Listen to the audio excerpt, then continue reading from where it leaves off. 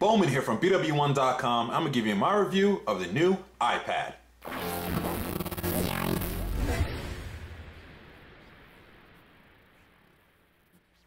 So it's another year and another new iPad coming from Apple. This is the third generation in the Apple iPad lineup. It isn't called the iPad 3, it's just called the iPad, but it does have three key features that we're going to focus on in our review of the Wi-Fi only iPad that we have in front of us here, Wi-Fi only new iPad. And the three key features are going to be its HD Retina display, its dual-core A5X processor with quad-core graphics, and also the 5 megapixel camera with 1080p HD video capture. So let's get started by jumping in to how beautiful this Retina display really is. The very first thing that's going to catch your eye when you're looking at the new iPad is its Retina display. The display is just beautiful. Definitely at a resolution of 2048 by 1536, which gives about a pixel density of about 264 pixels per inch. It's just sharp, high-end HD resolution display. It's just a completely beautiful display. You can even see it here. You can even look at different angles, and then from pretty much any angle you get just a nice, sharp, vivid image, and you don't see any fade off or anything like that. Hopefully it translates in the camera very well. You're going to see how good the screen looks here, and we'll rotate it this way in the landscape. You can see a better picture here of the background that I chose, which is I believe that's Jennifer Lawrence from the Hunger Games movies. I haven't seen the movies yet, so don't spoil it for me, but I wanted to choose a background that I know will be kind of popular right now, and I know a lot of people are really into the sort of the Hunger Games series. So, but you can see how sharp that is, and it's also going to be sharp in text as well too. So if we go to books here, I'll actually open up the books here. Wait for it to load up. You can see the text is just a little bit sharper within the books. We'll even turn it back here into portrait mode. Show you how sharp the text is here. That's also relevant here as well when you go into something like, you know, your browser here. We'll go into Safari. Go ahead and go to everyone's favorite website, BWOne.com. That up here. And the site loads up here. And we'll scroll on, we can zoom in, and you can just see, we can zoom in all the way, and in the past it could be a little pixelated, but you can just see how sharp the text just comes right in. And you can even see, you know, just like how vivid that text really is. You can even go into, we'll go into one of the postings here, go into the iPad unboxing since we're doing the iPad review here. Loaded up the mobile page, but hopefully we can pop up the picture here. You can even see, I can't zoom in on the mobile page, you can even see how sharp the pictures are, but a better way to show you what the pictures look like is obviously going into the photos here themselves, and you can just see here, these are some of the photos that we took with the camera here. We can go in all the way, and you can just see the details and everything within that photo. This is a picture of sort of the stand, and the rock stand that's outside of the park here. We'll go ahead and zoom back out, swipe over. Even here you can even read the text. We'll turn it over to landscape mode here, and you can probably even read the text clearly zooming in. Beforehand you probably wouldn't be able to do that, but you can see it is believed that Neponset River was only the second river to be dammed in New England in the New World by Europeans. The first dam on the Newport was built by Israel Sturgoff. You can see that I'm reading it there, reading it off the cuff, but you kind of get the idea there of kind of how just detailed these pictures look. And see, zooming in again, you can see that the ducks look really sharp when zoomed in all the way. But that's just what this Retina display is going to sort of give you an advantage of here, just being able to get that crisp and sharp detail and really see down. Oh, well, I should go back into the photos again. We'll go back to the photos themselves here. We'll take a look at, you can see the Hunger Games photo here. You can zoom in all the way and get really detailed in, and there isn't any pixelation. Just really nice. It's one of the great things about the Retina display. Also improves with video as well too. We'll check out Netflix here.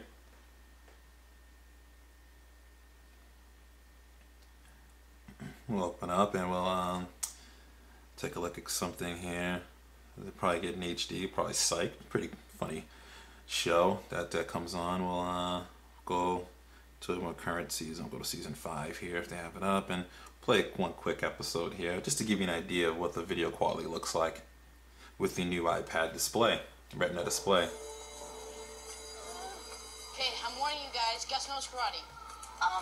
You can see there. Yes, you do. Study wushu. And we'll high speed up a little bit here. Helping already. You can just see how much better and sharper it looks than the original iPad display, especially with the Retina display.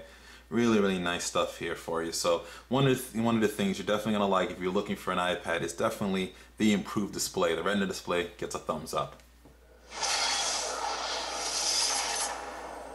So also with this improved display, you get improved graphics as well with the dual-core A5 processor with quad-core graphics here.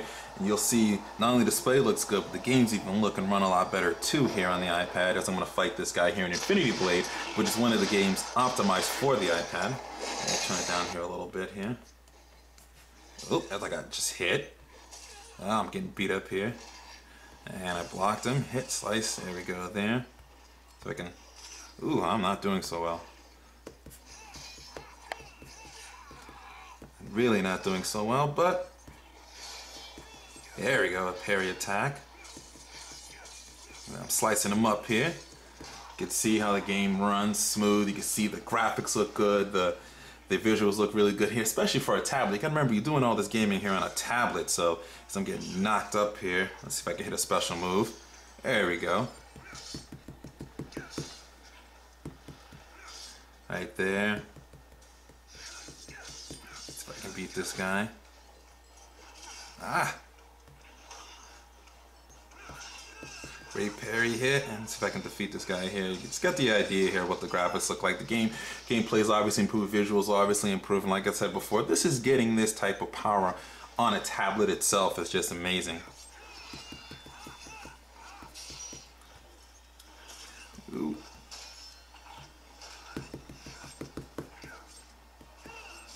Ah, I got headbutted. Perfect block, and let's see if I can kill him this time. Yep, finish him off. Ah. Take him out there. Victory is mine, obviously. Look at this cool animation here. Just smooth, very good playback. Stabs him in the head there. A little violent, but you get the idea. Alright. And that's just showing you some of the games that are optimized for the quad-core processor, quad-core graphics processor on here.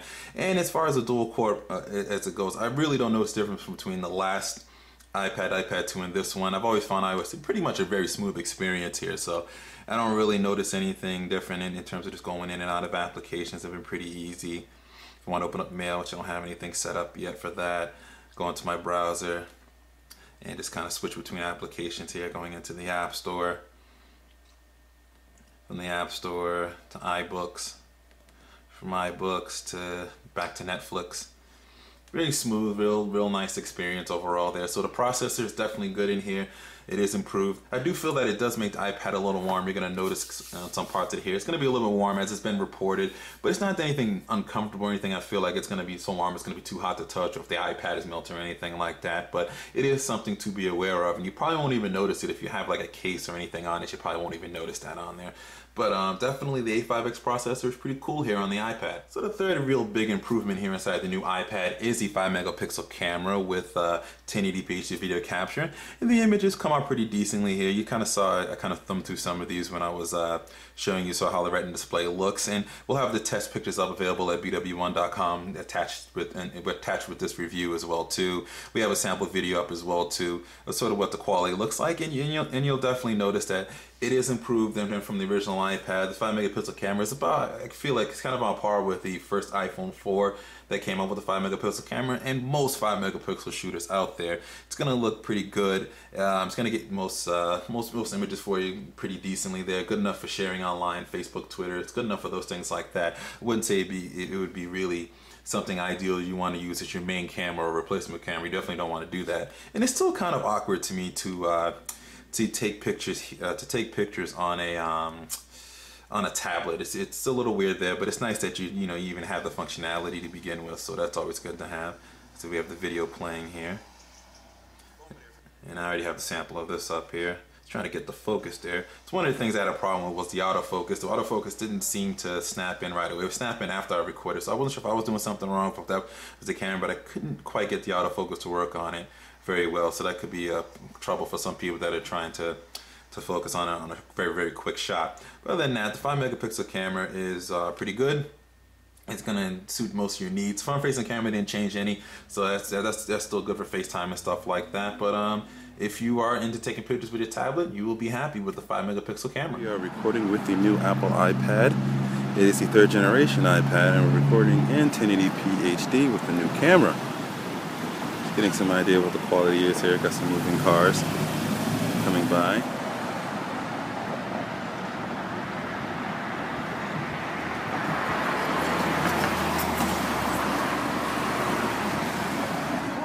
Design in itself hasn't really changed too much from the other iPads. It's still a pretty slim design here. It's a little bit thicker than the iPad from previous times, but you still have the button located pretty much in the same place. Your volume button, your lock buttons, your camera is in the same place as it was previously before too. Power button's still there as well. All pretty much the same. So the nice design fits very comfortably in the hand. It's maybe just a smidgen a little bit heavier than the original iPad and iPad 2, but it's not anything that you're going to really complain about in that case. That should, with the kind of the similar design to the iPad 2, that means most of your cases that you bought for the original iPad 2 should work on this one if you do decide to upgrade, so you shouldn't have too much of a problem with that. Battery life has also been pretty good on this as well with the Wi-Fi edition. It's pretty much the same battery life that it was on the original iPad 2. That's a good thing to be able to keep that same good, 9 to 10 hours of battery life while having this much higher resolution display, so that's definitely good to see that on there. Obviously the battery will run a little bit quicker down on you if you're going to play a lot of the gaming on there and use a lot of the web browsing, but for the most part it's what Apple states it to be. So overall, the iPad itself, the new iPad here, the 3rd generation 2012 edition, or you still want to call it the iPad 3, is a pretty good upgrade from the original iPad 2. They included things in here that needed to be updated, which was a screen, which was the processor for better gaming, and also the camera, which was another improvement there from its competitors. And you obviously can get 4G on this, 4G LTE. That's a bit of a catch-up from its competitors on Android, but at least that is available as well too. But what I say, would you want to upgrade this if you have an iPad 2 right now? I would say probably hold off, because the only thing you're really improving on it is the screen and the camera. And if those two things aren't that important to you, or if you're satisfied with what you currently have, you probably want to keep that. We probably just want to keep that and save your money there. Also, if you have an iPad 1, unless you really want a camera and you really want that better screen, the iPad 1 is probably still going to suit you pretty well as well too. But also if you want 4G LTE, but just isn't this edition, but you can't get the 4G LTE models, and if you're really interested in getting that really fast data speed to be able to use it on the road anywhere you go, also use it as a hotspot as well too. If your cellular carrier supports that, then that's something you definitely want to consider getting as well too. So there are some reasons to get a new iPad, but you really got to look at it and say, if you have the iPad 1 or iPad 2, you really have to see if those features are worth upgrading to, and you have to see if they're that important to spend that extra money. Obviously you can sell your iPad, but you're still spending extra money on top of that to upgrade here. And if you don't have a tablet right now, the iPad, the new iPad here is pretty much going to keep it in the market leader right now. We're not sure what's going to come from other tablets out there in the market right now, but this is definitely a strong upgrade from Apple here with the new iPad. So this is BWOne here from BWOne.com, reminding you to subscribe to our YouTube page, follow us on Twitter, become a fan of our Facebook fan page.